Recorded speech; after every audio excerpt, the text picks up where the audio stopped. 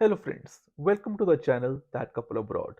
As per recent data, Canada is the most preferred country for the non-immigrants. So इसका reason क्या है? Canada क्यों एक preferred country बनती जा रही है नॉन इमिग्रेंट्स के लिए? इसका सबसे बड़ा रीज़न है कि कनाडा अगर आपको वहाँ पे इनविटेशन मिल जाता है तो आपको वहाँ पे डायरेक्टली परमानेंट रेजिडेंसी के लिए आप एप्लीकेबल हो जाते हो और आफ्टर लाइक 3 to 5 years आपको वहाँ की सिटीजनशिप मिल जाएगी, जो कि एक बहुत बड़ा बेनिफिट है जो आपको शायद बाकी कंट्रीज के साथ नहीं मिलता है। तो अगर आपने भी कभी कनाडा के बारे में सोचा हो कि आप वहाँ पे एजुकेशन लेना चाहते हो, वहाँ पे आप जॉब करना चाहते हो या आप वहाँ पे सेटल होना चाहते हो in the future, then this video is for you.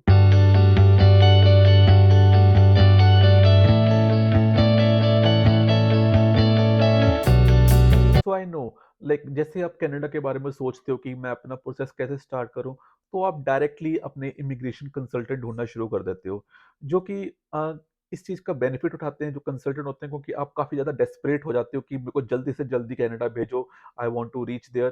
तो इस चीज़ का बेनिफिट इमिग्रेशन कंसल्टेंट उठाते हैं, वो आपसे काफ़ी मनी चार्ज करते हैं। I have seen people charging around 30 to 35 lakhs और इवन मोर कि वो कनाडा की इमिग्रेशन ले ले और वहाँ पे जल्दी पहुँच जाए। तो I would like to suggest you, like आप इससे पहले मतलब किसी कंसल्टेंट के ऊपर ट्रस्ट करो। So our motive is to just educate you how you can learn the process, और आपको समझ आना चाहिए कि ये पूरा ओवरऑल प्रोसेस चलता कैसे है। इतना कोई डिफिकल्ट प्रोसेस नहीं होता। अगर आप खुद थोड़ा सा इस पे अपनी रिसर्च करोगे और हमारी वीडियोस देखोगे तो आपको भी प्रोसेस समझ आने लग जाएगा।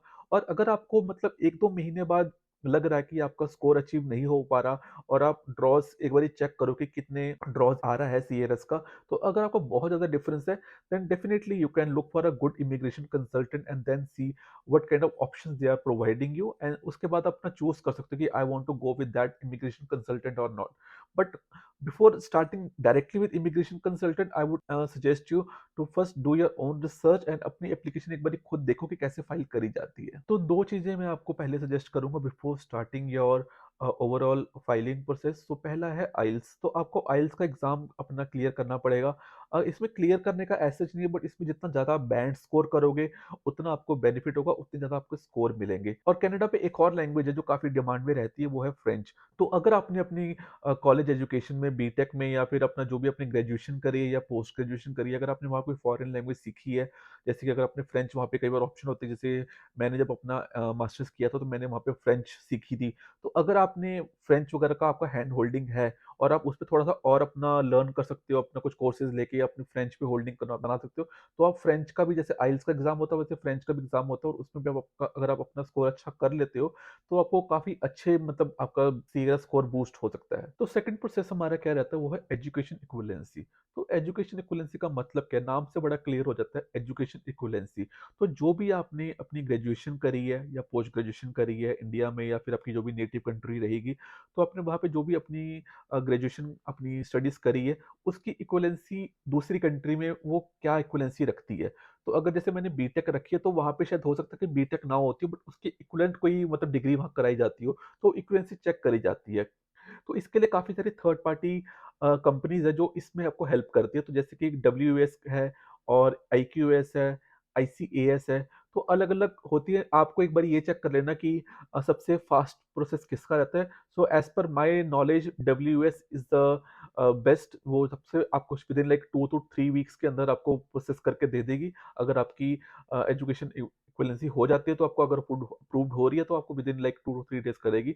इनकी फीस अराउंड आप एक बार इनकी वेबसाइट पे चेक कर लेना, ये वेरी होती रहती है। तो I think it's something around like 250 Canadian dollar. तो ये आप जाके चेक कर सकते हो। तो ओवरऑल प्रोसेस क्या रहेगा, सबसे पहले आपको उस एजुकेशन इक्विवेलेंसी के अंदर अपनी एक प्रोफाइल क्रिएट करनी पड़ेगी। प्रोफाइल क्रिएट करने के बाद आपको वहाँ पे ये बताना है कि मैंने आप अपनी बेसिक डिटेल्स भरोगे। तो अभी मैं इसके ऊपर भी एक वीडियो बनाऊंगा कि कैसे आप ये पूरा प्रोसेस कर सकते हो, आपको पूरा स्टेप टू स्टेप गाइड करूंगा। और अभी के लिए आपको मैं एक बेसिक इंट्रोडक्शन दे देता हूँ कि आपको बेसिकली अपना वहाँ पे प्रोफाइल क्रिएट करना है, अपनी वहाँ पे डिटेल्स फिल करनी है। आपको वहाँ पे यूनिवर्सिटी का नाम पूछेगा, वहाँ पे आपका कोर्स पूछेगा कौन सा आपने कोर्स किया है, और उसके बाद आपको जैसे आप पेमेंट करोगे, आपको पेमेंट करने के बाद एक आईडी मिल जाएगी और एक आपको एड्रेस मिलेगा, एक ईमेल एड्रेस मिल सकता है या फिर आपको एक पोस्टल एड्रेस मिल सकता है। वो आपने नोट करके, अपना आईडी नंबर नोट करके और एड्रेस नोट करके आपने अपनी यूनिवर्सिटी को कॉन्टैक्ट करना है। तो यूनिवर्सिटी में एक डिपार्टमेंट ऐसा ज़रूर होगा जो उस पूरे प्रोसेस को हैंडल करता है। तो ये आपको पहले पता करना पड़ेगा कि आपको किससे कॉन्टैक्ट करना है अपनी यूनिवर्सिटी पे, ताकि वो आपको इस चीज़ पे ओवरऑल हेल्प कर सके। तो जैसे ही आप अपनी यूनिवर्सिटी से हेल्प करोगे, आप अपनी यूनिवर्सिटी को कॉल कर सकते हो, अपनी यूनिवर्सिटी को ईमेल कर सकते हो।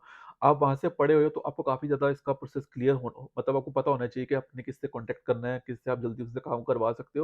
तो जैसे ही आपका वो एक कॉन्टैक्ट बन जाएगा ईमेल्स के थ्रू, तो आप उनको बताना कि मैं कनाडा के यहाँ पे अप्लाई करना चाहता हूँ नॉन इमिग्रेंट के लिए, और मेरे को अपनी ट्रांसक्रिप्ट वहाँ पे भेजनी है इस थर्ड पार्टी के लिए। तो आप उनको अपना एक आईडी नंबर दे देना, रेफरेंस नंबर जो भी आपको मिलेगा, और उनको एक एड्रेस दे देना कि इस आईडी पे आपको सारी अपनी ट्रांसक्रिप्ट भेजनी है। तो आपकी यूनिवर्सिटी डायरेक्टली उनको भेजेगी, आपने बीच में उसके बाद नहीं पढ़ना। तो जैसे ही आपकी यूनिवर्सिटी उनको पास उनको भेज देगी, तो वो अपने पास उनको आपको बता देंगे कि ठीक है, we have received the transcript from your university, और उसके बाद आपको 2 से 3 वीक्स का वेट करना है, और उसके बाद आपको रिजल्ट आ जाएगा। अगर आपका अप्रूव हो जाता है, तो ये आपका सीएस स्कोर में आपको बूस्ट करेगा। कुछ जो इक्विवेलेंसी अथॉरिटीज़ हैं, ये ज़्यादा टाइम भी लेते हैं, तो एक बार ये चेक कर लेना कि आप कौन-सी ऑथराइज़ेशन के पास जा रहे हो और सबसे फास्ट टाइम किसका हो रहा है। तो अब आपने 2 काम अपने करवा लिए, आपने अपना आइल्स क्लियर कर लिया है और दूसरा आपने अपना एजुकेशन इक्विवेलेंसी कंप्लीट करा लिया है। तो अब आती है बात अपना सीरियस स्कोर चेक करने की, अपनी एप्लीकेशन फाइल करने की। तो चलिए, अब मैं चलता हूँ अपनी कंप्यूटर स्क्रीन पे और आपको मैं पूरा गाइड करूँगा इस ओवरऑल प्रोसेस में। तो चलिए देखते हैं इसको फॉर्म को कैसे देखा जाता है, how to calculate your CRS को। तो आपको सिंपली गूगल पे जाके सर्च करना है सीआरएस स्कोर कैलकुलेटर। तो आपको सबसे पहले ही यहाँ पे वेबसाइट मिल जाएगी cic.gc.ca। तो इस लिंक को आप ओपन करना, और इस लिंक में अगर आप स्क्रॉल डाउन करोगे तो आपको यहाँ पे कुछ क्वेश्चनर आएगा। To get a invitation to apply your CRS score must be above the minimum points of your score round of invitations. और इसमें डिफरेंट कट ऑफ राउंड्स होते हैं, तो वो वेरी करता रहता है स्कोर हर कट ऑफ राउंड पे। तो देखते हैं अपना क्या क्या क्वेश्चन ये पूछते हैं। तो सबसे पहले आपका मैरिटल स्टेटस यहाँ पे पूछेगा। तो आप जो आपका जो भी स्टेटस है आप यहाँ पे फिल कर सकते हो। जैसे सपोज मैं अभी यहाँ पे सिंगल फिल कर रहा हूँ, और इसके बाद आपको अपनी एज यहाँ पे बतानी है। तो आप अपनी जो भी आपकी एज होगी यहाँ पे बता देना। जितनी कम एज रहती है, जितना जल्दी आप इस पे ट्राई करोगे, आपको उतना ज़्यादा स्कोर मिलता है। और जैसे जैसे आपकी एज बढ़ती रहती है, आपका स्कोर इसमें आपको इसके पॉइंट्स कम मिलते हैं। सो अगर आप ऐसे देख रहे हो कनाडा के लिए, अगर आपने कुछ सोचा हुआ है, तो आई वुड प्रेफर कि इसमें आप ज़्यादा वेट ना करो। आप जितना जल्दी हो सकता है उतना जल्दी अप्लाई करने की ट्राई करो। और एज के बाद आपको यहाँ पे एजुकेशन अपनी बतानी है। तो आपकी जो भी यहाँ पे एजुकेशन आपने करी है, तो अगर आपने सिंगल डिग्री करी है तो आप यहाँ पे बता देना कि मैंने यहाँ पे सिंगल डिग्री करी है। और अगर आपने बैचलर डिग्री जो ये वाला है, और अगर आपने 2 डिग्रीज़ करी हुई हैं, जैसे कई बार हम पोस्ट ग्रेजुएशन करते हैं, तो आप पोस्ट ग्रेजुएशन के बारे में यहाँ पे मास्टर डिग्री का बता सकते हो। और अगर आपने 2 बैचलर डिग्रीज़ कर रखी है, जैसे हो सकता है कई बार आपने डिप्लोमा करा हो और एक जगह आपने अपनी ग्रेजुएशन करी है, तो आप ये वाला चूज़ कर सकते हो। तो जो भी आपके केस में एप्लीकेबल होगा, आप फिल कर देना। अगर आपने सिंगल डिग्री करी है बैचलर्स की, तो आप सिंगल यहाँ पे फिल कर देना। और इस डिग्री को आपने एजुकेशन एक्विवेलेंसी के थ्रू अप्रूव करवाना है। तो जब भी आपने अपनी एप्लीकेशन फाइल मतलब बनानी शुरू करनी है, तो मेक श्योर कि आपने अपनी एजुकेशन एक्विवेलेंसी करवा ली हो, डब्ल्यूएस या फिर जो भी इनकी थर्ड पार्टीज रहती है, और उसके बाद ही अपनी एप्लीकेशन फाइल बनाने लगना। क्योंकि इसकी बाद जैसे आप यहाँ पे अपना फिल करोगे फाइल में, तो आपका ये पूछेगा कि आपने ये करवाया है कि नहीं करवाया है, और वहाँ पे आपका रेफरेंस नंबर भी यूज होता है। जैसे आपकी अगर मास्टर डिग्री है, तो आप मास्टर डिग्री फिल कर देना। फिर और ये अगला क्वेश्चन पूछेगा, have you earned a Canadian degree diploma certificate. तो अगर आपने कुछ वहाँ से किया हुआ है कनाडा से, तो आप फिल कर सकते हो। अगर आपने नहीं किया हुआ, so you can say no. Official languages, Canada official languages are English and French. तो ये मैंने जैसे आपको डिस्कस किया था कि आपको यहाँ पे आइल्स या फ्रेंच के बारे में बताना है। तो जो भी आपका यहाँ पे स्कोर रहा है आइल्स का, वो आप यहाँ पे फिल कर सकते हो। और एक चीज़ का और ध्यान देना, जो भी आपका इनका स्कोर होना चाहिए, ये लेस देन 2 ईयर्स ओल्डर होना चाहिए। ऐसा नहीं होना चाहिए कि आपने आइल्स का एग्जाम 3 साल या 5 साल पहले दिया था, अब वो वैलिड नहीं रहेगा, तो आपको दोबारा से एग्जाम देना पड़ेगा आइल्स का। जैसे आपको मेक श्योर करना है कि ये are your test results less than 2 years, तो आपको यहाँ पे यस करना है।